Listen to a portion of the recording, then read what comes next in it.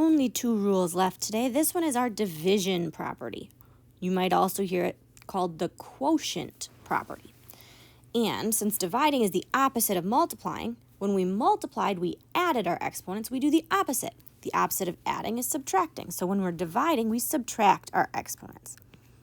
X to the A divided by X to the B. The thing that helps me remember this one is that division bar, if there wasn't a number on top and bottom, right? If I made like a fraction sign without putting a number on top and bottom, it looks a heck of a lot like a subtraction sign, right? So it's the same thing. This division bar really looks like a subtraction sign. I subtract my exponents. Okay.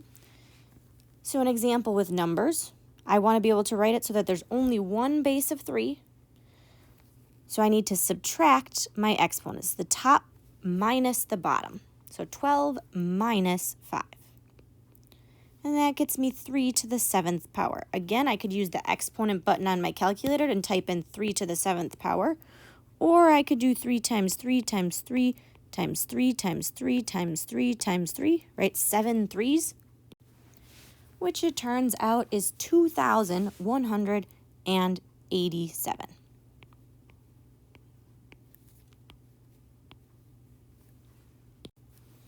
If we look at an example with variables, right? So same thing, I just don't actually have to type anything in to find an answer when I'm done. I want to write it with just one base of y. So what I need to do is subtract my exponents. 17 minus 6. That gives me y to the 11th power. And what if I have numbers and variables? Right? I subtract my exponents, but I'm still dividing my numbers, right? So I want to see if I can reduce that. So 3 over 9, is there anything I can divide both of those by? Yeah, it turns out I can divide them both by 3. Right? So that gives me 1 over 3, and then x to the 10th minus, or divided by x to the 4th, means I subtract 10 minus 4 to get x to the 6th. So I could write this a couple ways. I could write it as 1/3 x to the 6th, and that would be okay. Or I could write it as x to the 6th over 3.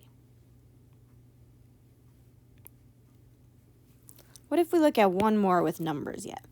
How about something like